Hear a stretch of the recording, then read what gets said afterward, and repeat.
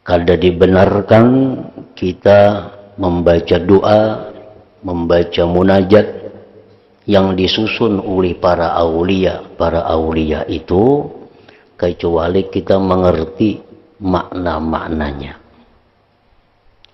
Lain halnya dengan doa yang diajarkan oleh Nabi, nah itu untuk umum. Doa yang diajarkan oleh Rasulullah Sallallahu Alaihi Wasallam, baik kita mengerti atau kada mengerti maknanya, itu sudah sah. Karena doa Nabi berlaku untuk semua golongan. Kada bataha salah, kada bataha luput.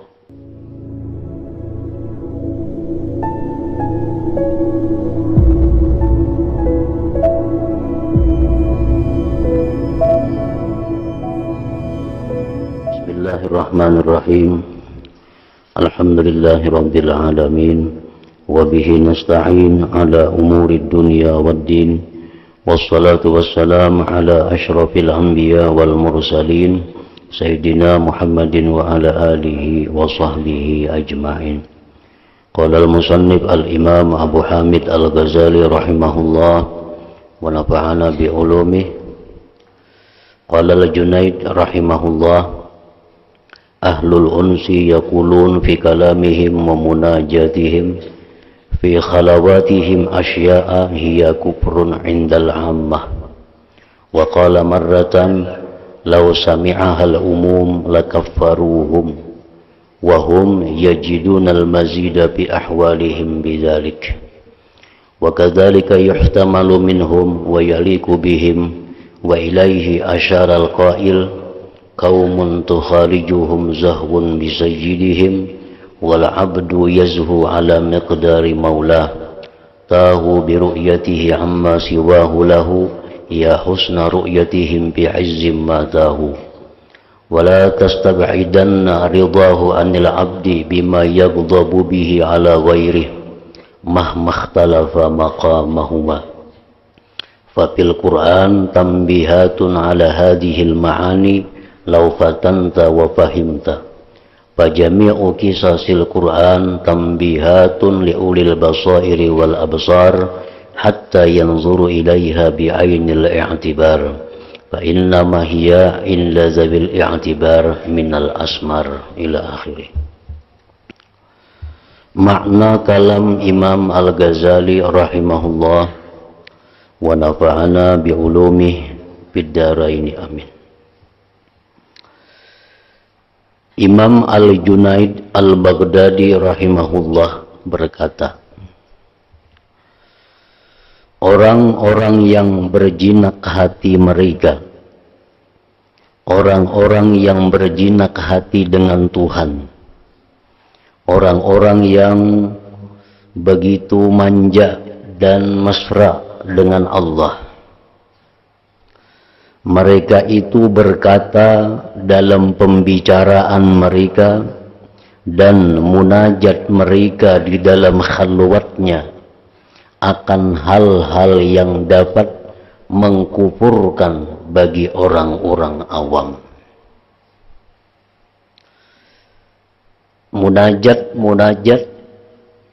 yang digunakan oleh orang yang sudah begitu dekat dengan Allah itu dipakai oleh orang awam bisa mengakibatkan kekafiran bagi mereka itu.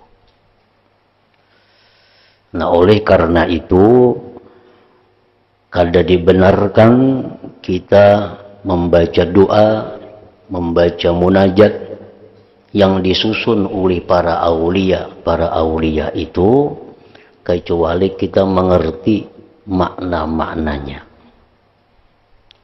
Lain halnya dengan doa yang diajarkan oleh Nabi, nah itu untuk umum.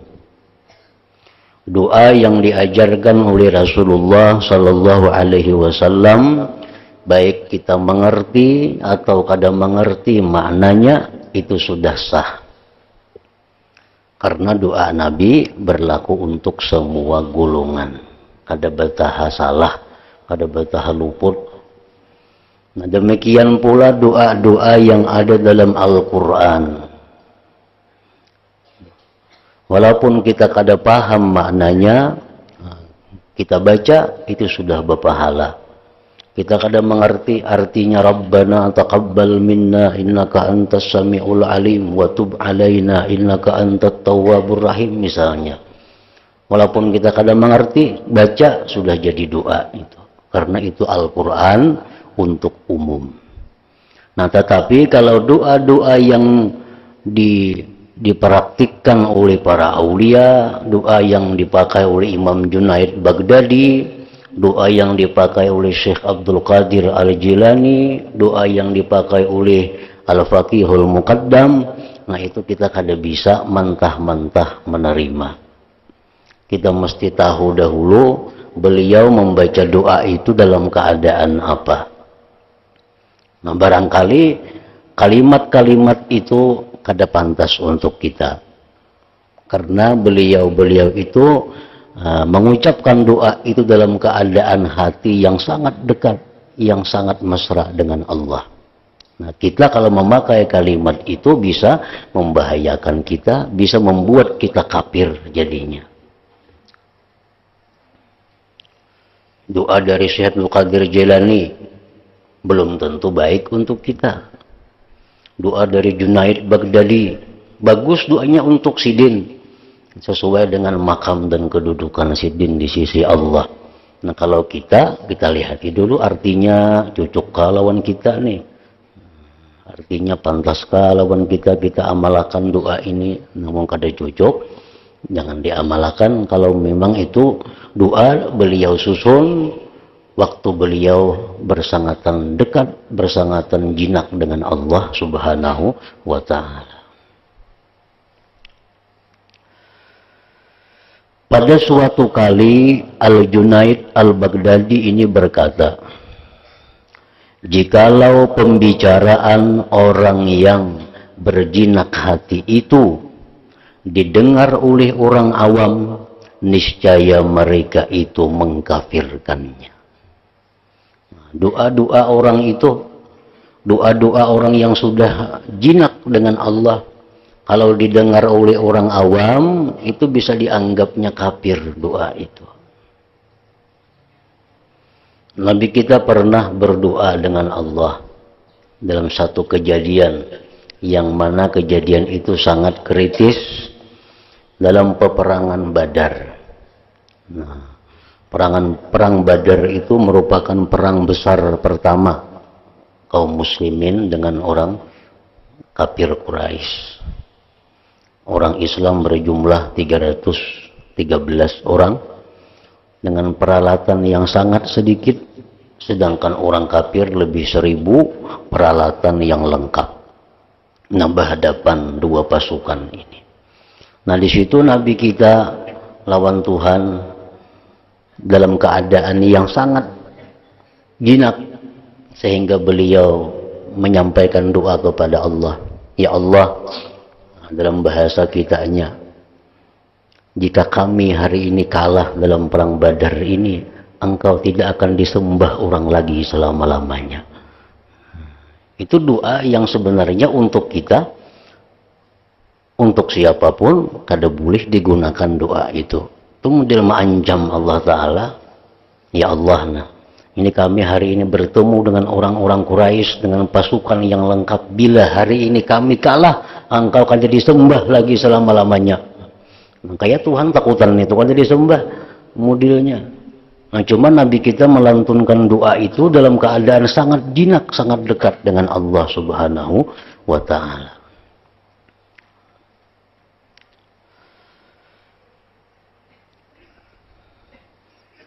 Kayak kita misalnya berdoa, nah ya Allah umpamanya, kabulakan doa ulun ni nah, ulun banyak hutang, lunasi akan hutang ulun.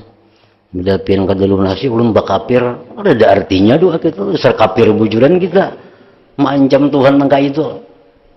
Karena kita kedudukan kita, makam kita, kada seperti makam-makam orang yang para aulia itu. Ya Allah, nah hamba susah, bila kada sugi hamba bakapir.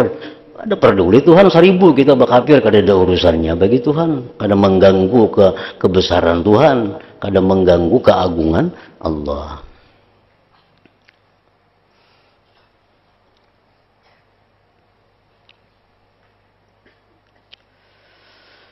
Sedangkan mereka orang-orang yang jinak hati dengan Allah tadi, mereka memperoleh tambahan pada ahwal mereka dengan yang demikian. Nah, padahal mereka dengan kata-kata yang tadi justru bertambah dekat dengan Allah. Dan yang demikian itu mungkin untuk mereka dan layak bagi mereka. Dan untuk yang demikian seorang penyair telah mengatakan, qaumun tukhalijuhum zahwum bisayyidihim wal abdu yazhu ala miqdari maulah tahu bi ru'yatihi amma siwahu lahu ya husna ru'yatihim fi izzim ma tahu. Artinya, suatu kaum, suatu kelompok dibimbangkan pikirannya oleh kesombongan. Maksudnya kesombongan itu oleh perasaan besar dengan sebab tuannya. Seorang hamba itu sombong, artinya seorang hamba itu merasa besar, merasa mulia, merasa hebat menurut kadar tuannya. Orang yang jadi pelayan camat, dia merasa lebih besar daripada pelayan pembakal. Kenapa? Karena tuannya itu lebih tinggi dari pembakal camat. Orang yang tuannya, orang yang bosnya itu bupati, ini pelayan bupati, ini lebih merasa hebat daripada pelayan camat itu. Orang yang menjadi pelayan gubernur, presiden, dia merasa lebih besar daripada pelayan bupati. Nah, jadi kebesaran seseorang itu tergantung siapa tuannya.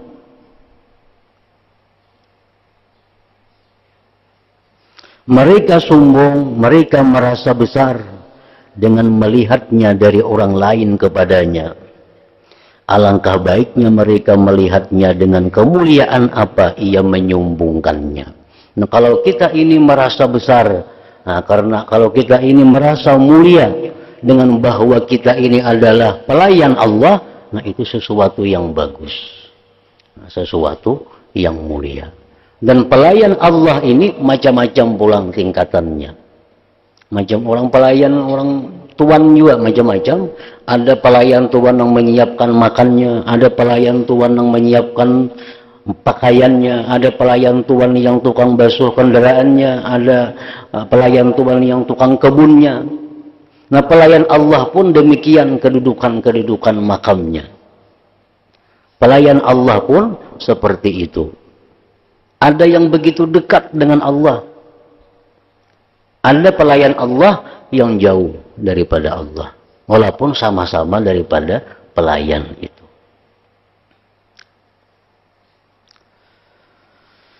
Dan tidaklah kamu menganggap jauh. Dan tidaklah kamu menganggap jauh. Artinya sangat mungkin terjadi. Bahwa ridhanya Allah, ridhanya dia Allah kepada seseorang hamba dengan apa yang marah dia kepada yang lain, manakala berbeda makam keduanya. Mungkin, sangat mungkin Allah itu ridha kepada seseorang ini melakukan itu, tetapi Allah benci kalau ada orang lain yang melakukan itu. Karena berbeda makam orang itu, berbeda pangkat orang itu. Kalau pelayan ini misalnya, ini sama pada pelayan. Kalau pelayan ini masuk kamar kita kada berpadahan, kada apa-apa. Karena sudah begitu dekat lawan kita. Tapi kalau ada pelayan lain yang masuk kamar kada berpadahan lawan kita, kita bisa marah. Karena ini makamnya lain orangnya. Kalau inya ini masuk kamar kita biasa. Karena kita sudah dekat lawan inya. Padahal ini anak buah kita juga, pembantu kita juga. Masuk kamar, kalau luar kamarnya kada berpadahan, kita riba, kita senang. Tapi kalau si Fulan pelayan Lang Saekung itu masuk kamar, kita sarik, kita marah. Karena apa? Karena kedudukan Fulan itu berbeda dengan kedudukan yang satu tadi. Nah demikian pula Allah Subhanahu wa ta'ala. Hamba melakukan perbuatan ini, Allah akan mempermasalahkan. Tapi kalau ada hamba yang lain melakukan seperti itu, Allah marah besar. Nah itu mungkin terjadi. Karena berbeda makam dan kedudukan orang itu di sisi Allah Subhanahu wa ta'ala. Walaupun sama-sama pada hamba Allah, sama-sama seorang muslim, sama-sama mukmin, sama-sama umat Nabi Muhammad sallallahu alaihi wasallam. Jadi jangan hendak menuruti orang dalam hal kemaksiatan. Ku hendak main ini aja maksiatna. Kenapa? Terus si anu pengnya kayak itu juga jangan. Karena makam kita lawan orang itu kita kada tahu di sisi Allah. Nah, kalau orang itu berbuat itu mungkin Allah kada masalah. Tapi kalau kita bisa jadi masalah.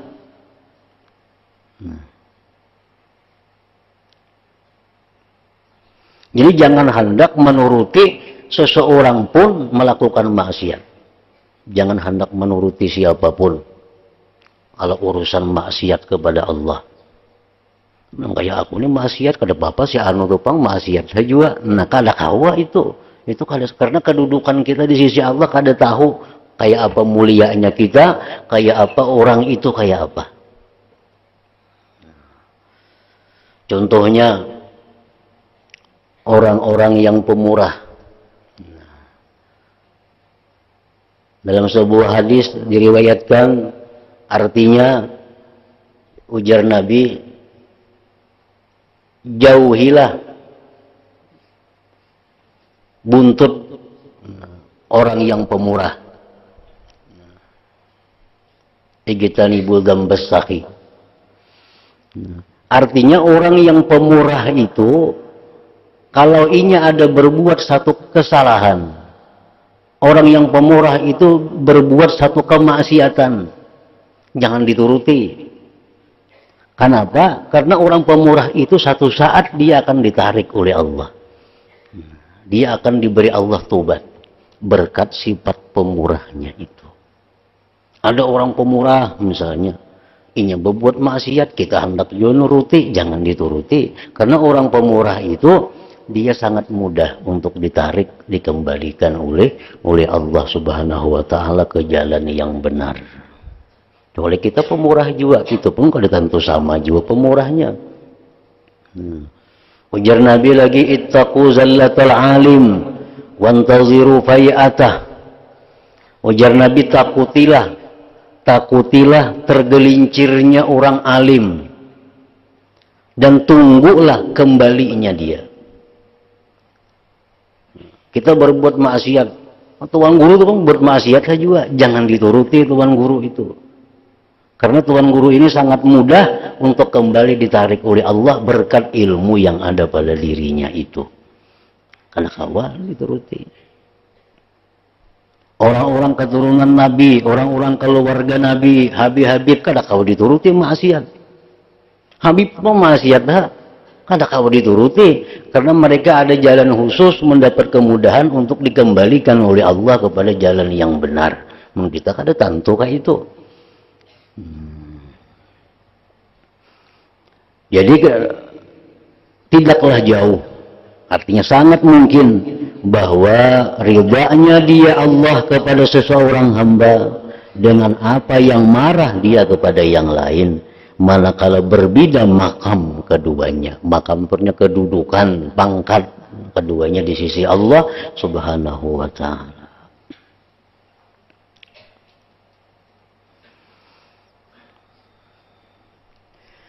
Maka semua kisah dalam Al-Quran itu sebagai peringatan-peringatan bagi orang-orang mempunyai mata hati dan mata kepala, sehingga mereka melihat pada Al-Quran dengan penuh i'tibar. Sesungguhnya orang-orang yang mengambil i'tibar itu hanya beberapa nama. Hanya sedikit ada orang-orang yang bisa mengambil i'tibar di dalam Al-Quran itu. Quran itu banyak kisah. Banyak kisah. Cuma sedikit sekali orang yang bisa mengambil iktibar dari kisah-kisah yang ada di dalam Al-Quran itu. Adapun kisah yang pertama adalah kisah Nabi Adam alaihi salam dengan iblis. Iblis hamba Allah, ahli ibadat. Kayak apa ibadatnya iblis? Kadada sejengkal pun dari langit itu, melainkan pernah iblis sujud padanya. Kayak apa luasnya langit itu, berapa lapis langit. Kadada sakilan jiwa pun, melainkan iblis pernah sujud kepada Allah di tempat itu. Iblis. Di Quran dikisahkan lagi Adam. Nabi Adam ini makhluk baru. Makhluk yang baru daripada iblis. Artinya bertuhan Tuhan iblis pada Nabi Adam ini. Bukankah engkau telah melihat bagaimana keduanya bersekutu pada nama maksiat dan menyalahi? Adam menyalahi Allah. Iblis menyalahi Allah. Salahnya Adam apa? Memakan buah khuldi yang dilarang oleh Allah. Salahnya iblis apa? Kada mau hormat kepada Nabi Adam, makhluk baru yang diciptakan Allah. Nah, sama-sama dua orang ini melanggar hukum Allah.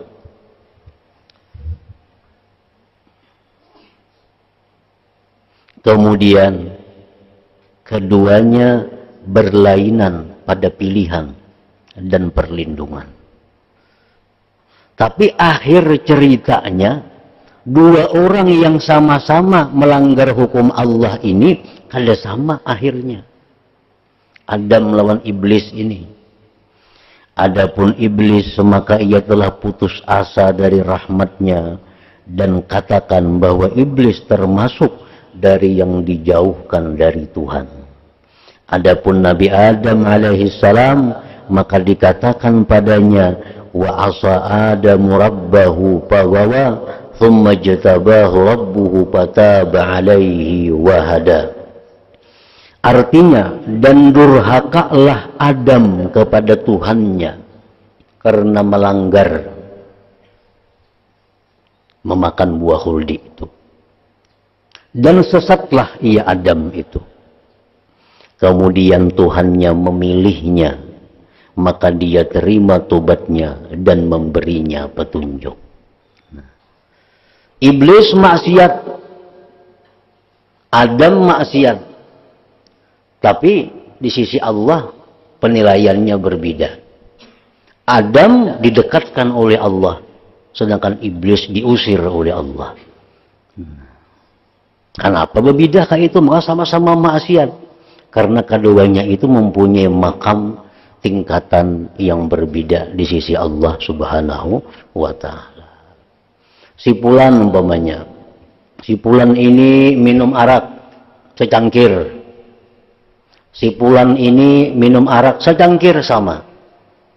Tapi si fulan yang pertama ini minum arak secangkir, gara-gara arak itu bisa jadi waliullah. Kayak apa caranya? Sebabnya minum arak, lalunya tobat. Nah, tobat, lalunya menyesal dosanya, memperbaiki dirinya, mendekatkan lawan Tuhan, karena Tuhan sayang lawan inya. Nah, ada yang saya kong ini minum arak sama secangkir juga, tapi karena inya kada tobat kepada Allah, karena menganggap remeh itu, akhirnya diusir, dijauhkan dari Allah. Jadi kada kawa kita bertuturutan maksiat itu, kada kawa. Bisa kita nang dipilih Tuhan jadi orang baik, bisa kita nang dijauhkan darinya. Kada kawa. Contohnya Nabi Adam, iblis, sama-sama pada maksiat lawan Tuhan. Tapi akhirnya apa? Adam nang jadi orang mulia, iblis jadi orang yang terkutuk. Nah, sama nang kayak tadi dalam munajat lawan dialog kita lawan Allah itu, jangan menyamai orang-orang yang berbeda kedekatannya lawan Allah.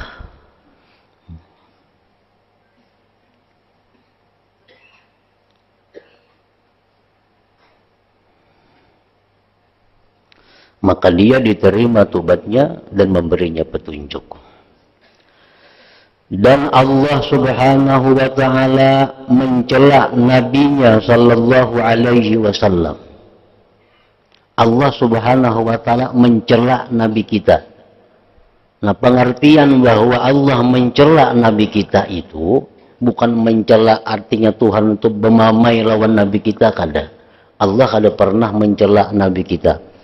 Apabila ada hadis atau Al-Quran yang artinya bahwa Allah itu mencela nabinya, artinya bahwa Allah memberikan pelajaran kepada nabi dengan cara yang tegas. Kan macam guru itu memberi pelajaran lawan muridnya macam-macam. Kalau itu ibarat manusia, ada waktunya kadang-kadang lemah lembut, ada kadang-kadang tegas. Nah ini Allah Ta'ala pun dengan Nabi demikian. Ada kadang-kadang Allah dengan lembut menyampaikan wahyu kepada Nabi, ada kadang-kadang dengan tegas. Nah, oleh bahasa Arab disebut itu mencela. Bukan mencela karena kekurangan, karena kesalahan Nabi, kada macam itu artinya. Artinya Allah memberikan wahyu kepada Nabi, perintah dengan sesuatu yang tegas.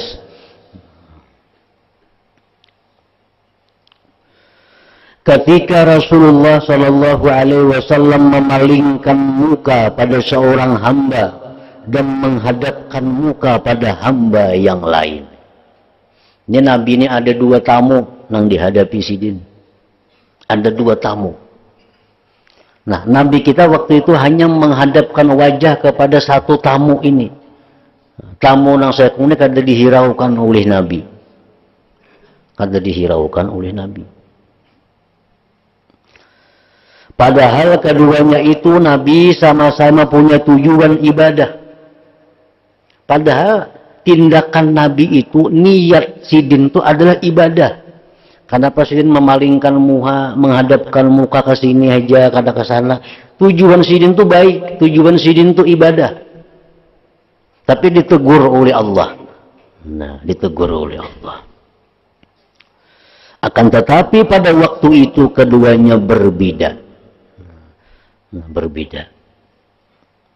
Kenapa Nabi kita ditegur oleh Allah? Pada tujuan sidin itu ibadah.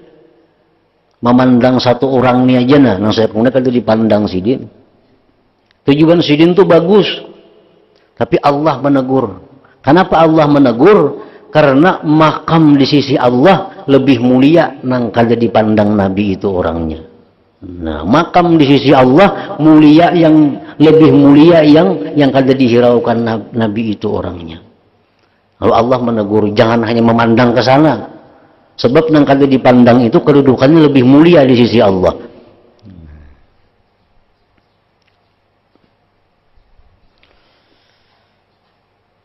Akan tetapi pada waktu itu keduanya berbeda.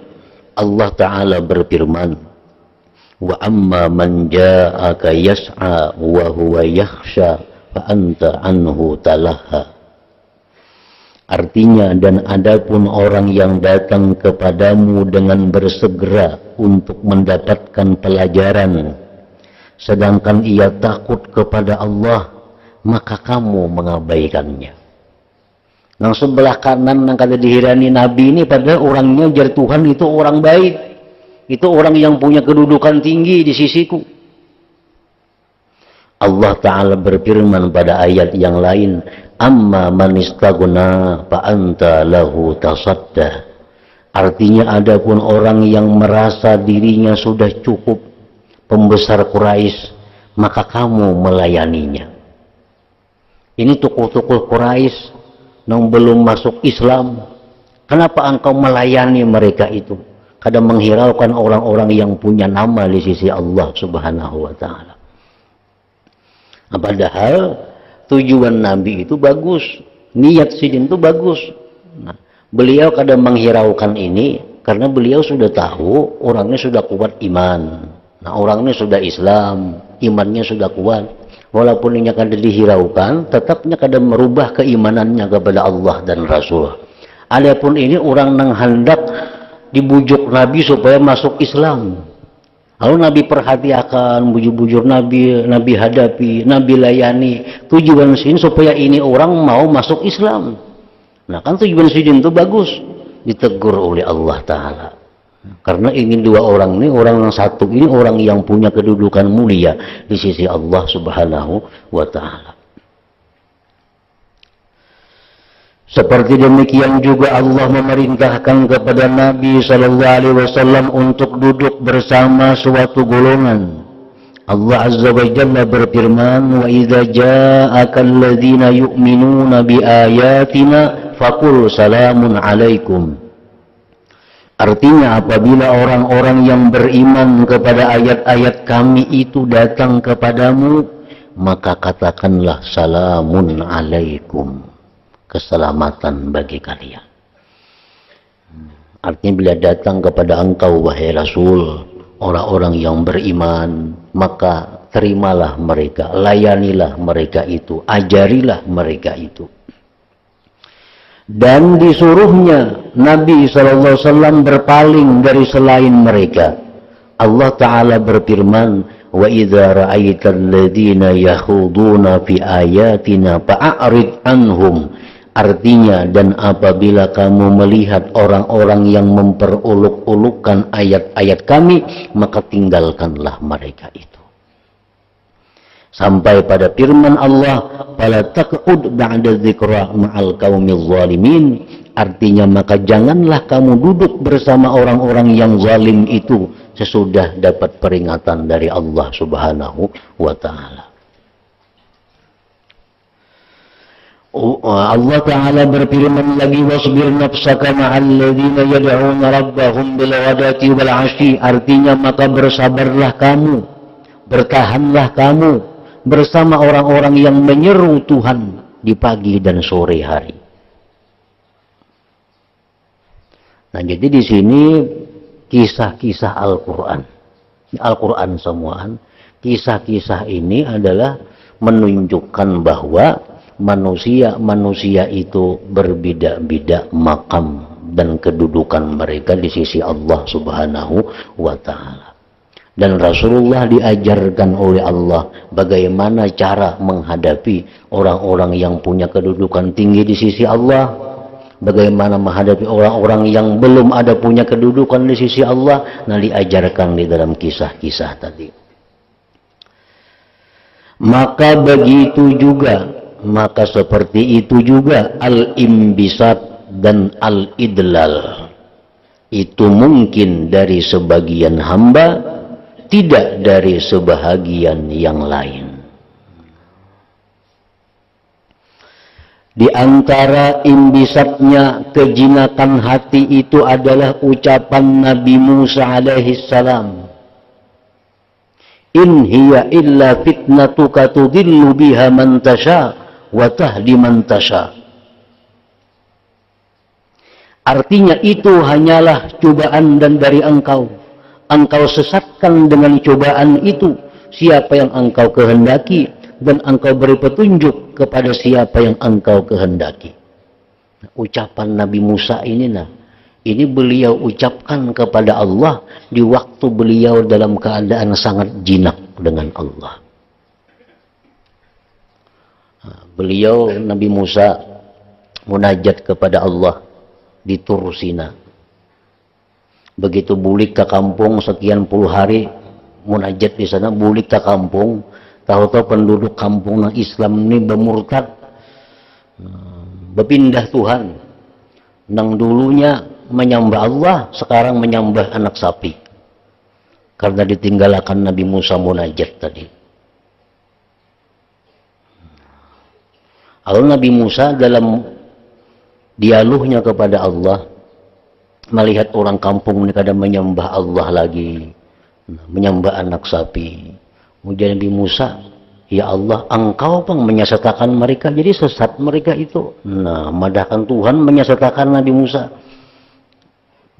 Padahal itu kata-kata yang sebenarnya kada patut diucapkan kepada Allah kalau dalam keadaan normal seseorang. Tapi begitu Nabi Musa dalam keadaan jinak hatinya kepada Allah, beliau mengatakan, pian pang menyesatkan, sesat saya mereka semuaan. Maka itu bahasa kitanya. Dan ucapan Nabi Musa alaihi salam pada memberi alasan dan beruzur ketika dikatakan kepadanya, idhab ila Fir'aun, artinya pergilah kepada Fir'aun, maka ia berkata, walahum alayya zambun. Ujar Tuhan, hai Musa, datangi Fir'aun. Itu perintah Allah. Ujar Musa, kada hendak datangi Fir'aun, sebab ulun ada salah lawan Fir'aun itu. Nah, wani menantang Allah Ta'ala Nabi Musa nih. Disuruh Tuhan kamu datangi Fir'aun. Ya, Nabi Musa kada hendak, ulun ada kesalahan lawan inya. Dan ucapan beliau, inni akhafu ayyukadzibuni wa yadhiku sadri wa la yantaliqu lisani. Sesungguhnya aku takut bahwa mereka akan mendustakan aku dan sempitlah dadaku dan tidak lancar lidahku. Jadi Tuhan, wahai Musa, datangi Fir'aun, ajak dia masuk Islam. Jadi Musa, ulun kada wani ke situ. Kalau pindah didustakannya, kayaknya ulun sakit hati. Nabi Musa menantang Allah. Disuruh Tuhan datangi Fir'aun. Jadi Nabi Musa, ulun takutan kalau pilih dustakannya, kayaknya Allah sakit hati kada kau berpandir lagi. Dan ucapan beliau, innana nakhafu ayyafruta alaina au ayyatuha, artinya sesungguhnya kami khawatir bahwa ia segera menyiksa kami atau akan bertambah melampau batas. Padahal yang menyuruh ini Allah. Bila Allah menyuruh, pasti Allah akan menolong, Allah pasti akan membantu, menjaga. Kada akan mati, kada akan disiksa Fir'aun. Tapi Nabi Musa kada mau. Kada mau Nabi Musa. Takutan, karena disakitinya kami, karena disiksanya kami mau ke situ. Nah, ini kisah-kisah Al-Quran. Dan ini dari selain Nabi Musa alaihi salam, dan ini dari selain Nabi Musa alaihi salam, termasuk jahat adab lawan Allah. Jangan lain pada Nabi Musa itu jahat adab lawan Tuhan itu. Cuma karena ini Nabi Musa, orang yang pilihan Allah, orang yang hatinya sangat mesra, sangat jinak dengan Allah, itu dianggap biasa oleh Tuhan kata-kata seperti itu.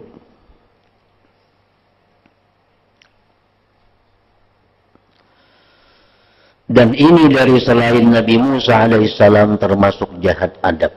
Karena sesungguhnya orang yang ditempatkan pada maqamul uns itu berlemah lembut dan dimaafkan. Nah, orang yang berada dalam maqamul unsi, dalam makam jinak dengan Allah, itu tingkah lakunya nang kayak apa aja dimaafkan Tuhan aja. Di saat dalam keadaan seperti itu. Dan tidak dimaafkan bagi Nabi Yunus alaihi salam apa yang kurang di bawah dari ini. Nabi Yunus, Nabi juga, berbuat sesuatu kada seberat Nabi Musa, tapi kada dimaafkan oleh Allah. Nabi Yunus berdakwah di suatu kampung, ada penduduk kampung yang kada maasi. Marah Nabi Yunus, kada menunggu perintah Allah lagi, lari. Padahal kada boleh, mesti menunggu perintah Allah. Lari Nabi Yunus dari kampung itu. Nah, kesalahan Nabi Yunus ini sebenarnya berat Nabi Musa. Karena Nabi Musa kada mau menjalankan perintah. Ya Tuhan datangi Fir'aun, ada hendaknya Nabi Musa. Karena disakitinya ulun. Nah, kan itu lebih berat lagi. Ada Nabi Yunus ini berbuat kesalahan kada seberat Nabi Musa, tapi dihukum oleh Allah. Nabi Yunus dihukum oleh Allah, maka ia disiksa karena beliau ditempatkan pada maqamul qabdi dan haibah. Maka ia disiksa dengan dipenjara pada perut ikan yang besar dalam 3 kegelapan. Kegelapan malam, kegelapan laut, kegelapan perut iwak, 3 kegelapan. Dan ia dipanggil sampai hari kiamat. Laula an tadarakahu ni'matum mir rabbih lanubidha bil ara wa huwa mazmum. Artinya, jikalau sekiranya ia tidak mendapat nikmat dari Tuhannya, niscaya ia Nabi Yunus tadi dicampakkan ke tanah tandus dalam keadaan tercela. Al-Hasan berkata, Al-Ara pada ayat ini artinya hari kiamat. Nabi kita sallallahu alaihi wasallam dilarang untuk mengikutinya. Nabi dilarang Tuhan, jangan kayak Nabi Yunus. Dan dikatakan kepada beliau, "Fasbir li hukmi rabbik wa la takun ka sahibil hud idz nada wa huwa maqzum." Artinya, ujar Tuhan, maka bersabarlah engkau wahai Muhammad terhadap ketetapan Tuhanmu, dan janganlah kamu seperti orang yang berada dalam perut ikan Nabi Yunus ketika ia berdoa sedang ia dalam keadaan marah kepada kaumnya. Nah, perbedaan-perbedaan ini sebagian daripadanya karena adanya perbedaan pada ahwal dan makam-makam kedudukan-kedudukan. Kan nabi-nabi itu kada sama juga, walaupun sama-sama nabi, tapi tingkatan di sisi Allah kada sama.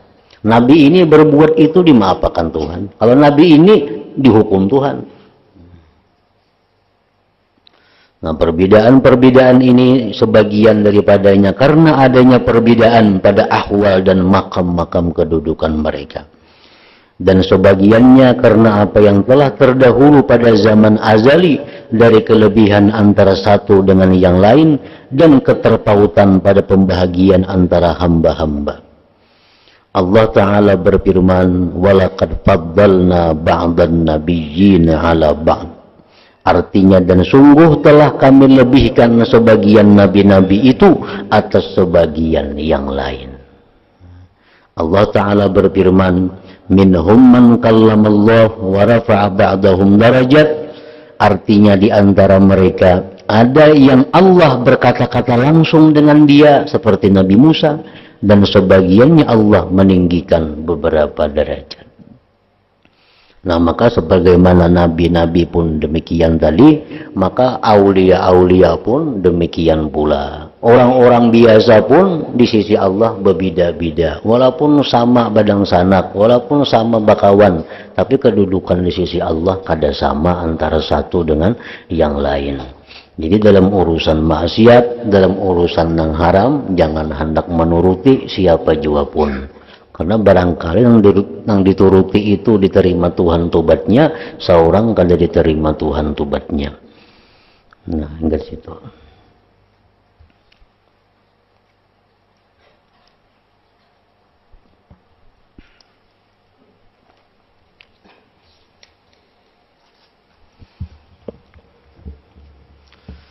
Afdalul dzikri fa'lam annahu la ilaha illallah Muhammadur Rasulullah, la ilaha illallah Muhammadur Rasulullah, la ilaha illallah Muhammadur Rasulullah, la ilaha illallah, la ilaha illallah, la ilaha illallah, la ilaha illallah, la ilaha illallah.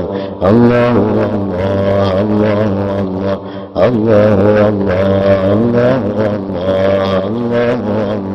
Allahu Allah, Allahu Allah, Allahu Allah,